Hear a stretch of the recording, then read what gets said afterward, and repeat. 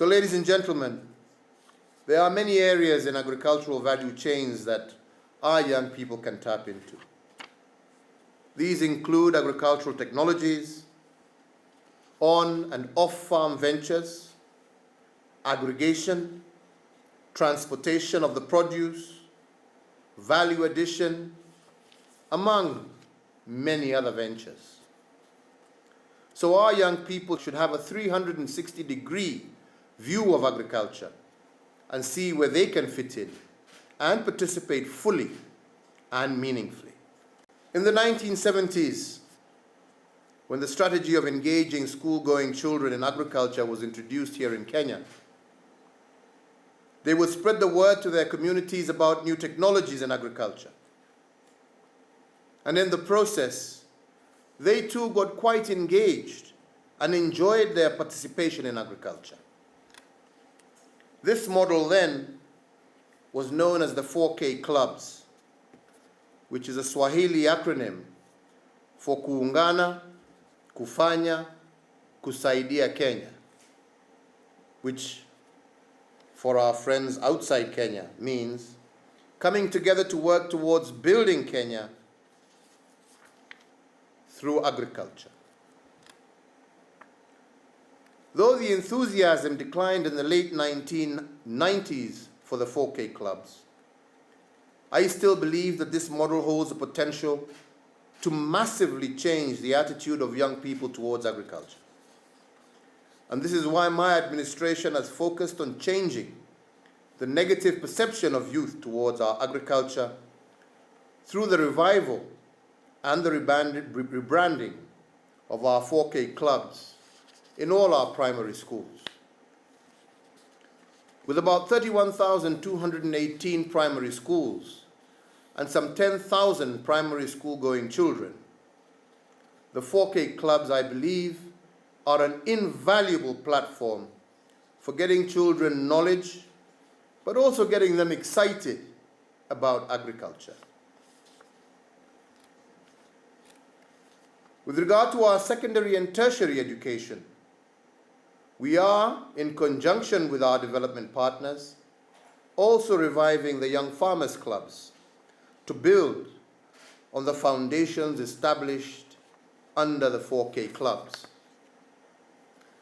The enthusiasm created by these clubs is encouraging young people to take advantage of agricultural opportunities, allowing them to become agribusiness owners, professional trainers, mentors, and this all along the value chains. I have had the opportunity to meet up with some of these young men and women, and I am very excited and very proud at what they are doing and working towards. We are very hopeful that the country's goal of agricultural transformation will therefore, through the hands of this young talent, be realized. Our young people, some of whom are amongst you today, are Africa's greatest strength. In our young people, Africa has a vibrant and innovative pool of agents of change who can and who will indeed drive the transformation of our continent. The sons and daughters of Africa are reaching out for a new future in which their individual and their collective contribution will transform not only our continent, but the world.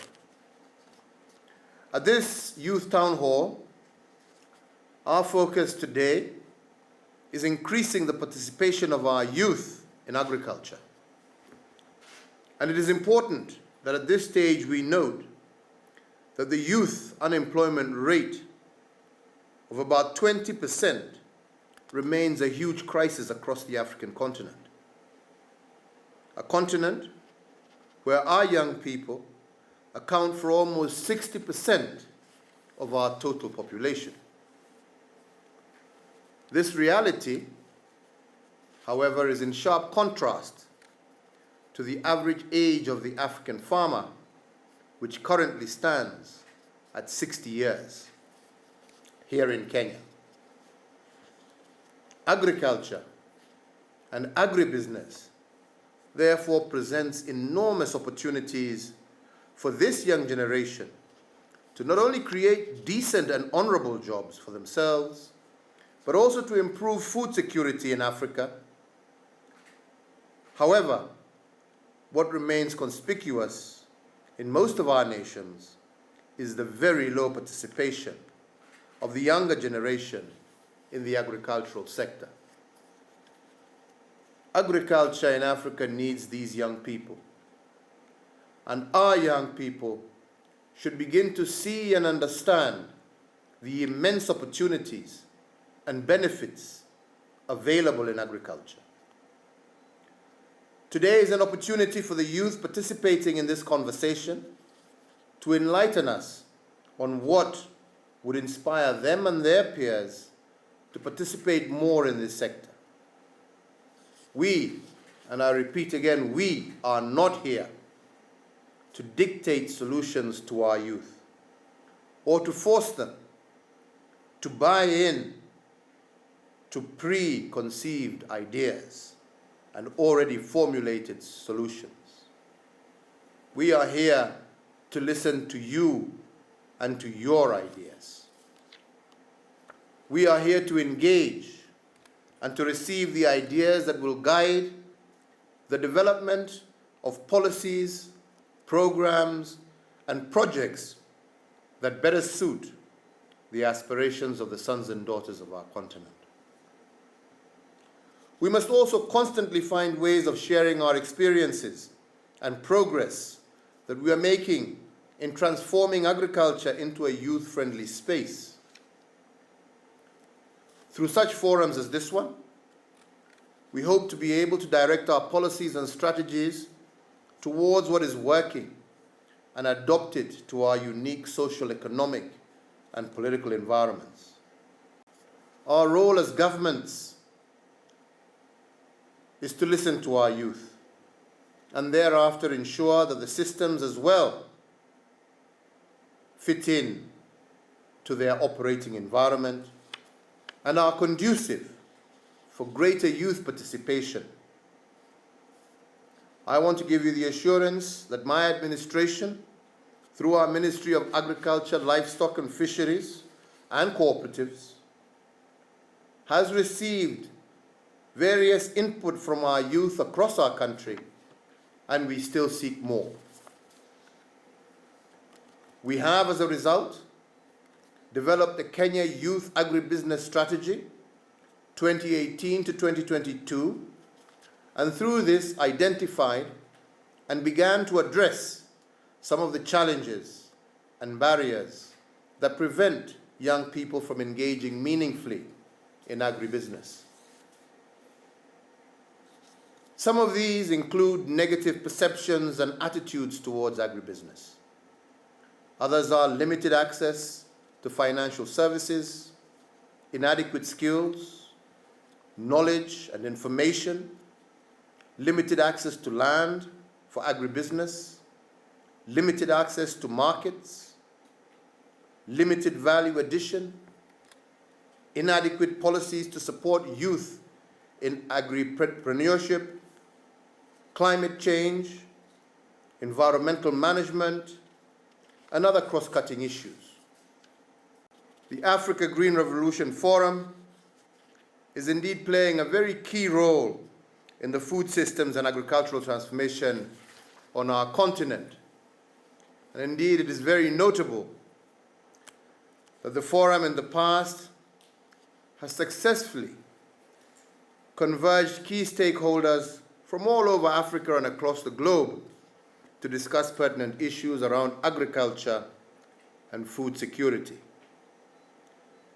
Without doubt, we appreciate the great work that is being undertaken by the Africa Green Revolution Forum in bringing us all closer to our shared aspirations in the agricultural sector and making Africa that much more food secure.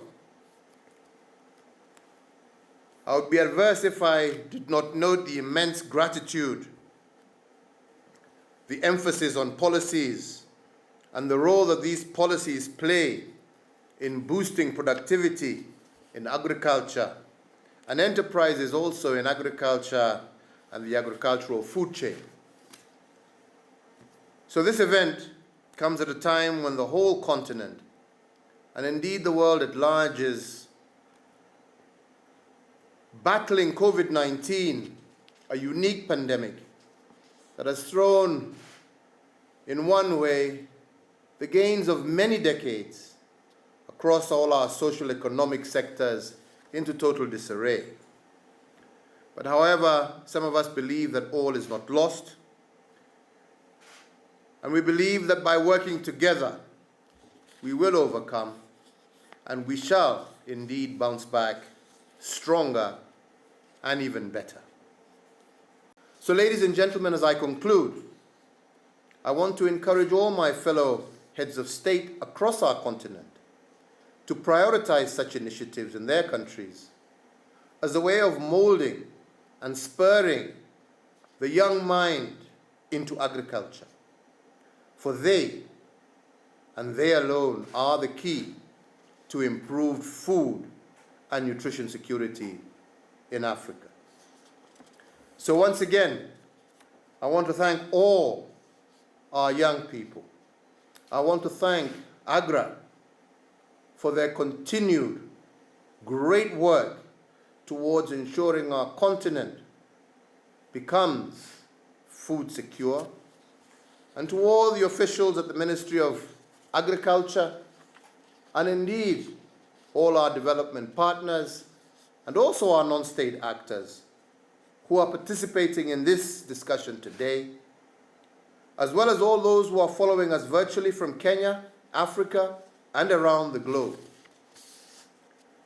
I thank them for their continued leadership on youth empowerment and a youth-inclusive food system that will transform our continent. I want to thank you all for your attention, and thank you all for the great work that you continue to do, and give you my assurance that I will be your partner in this journey. Thank you.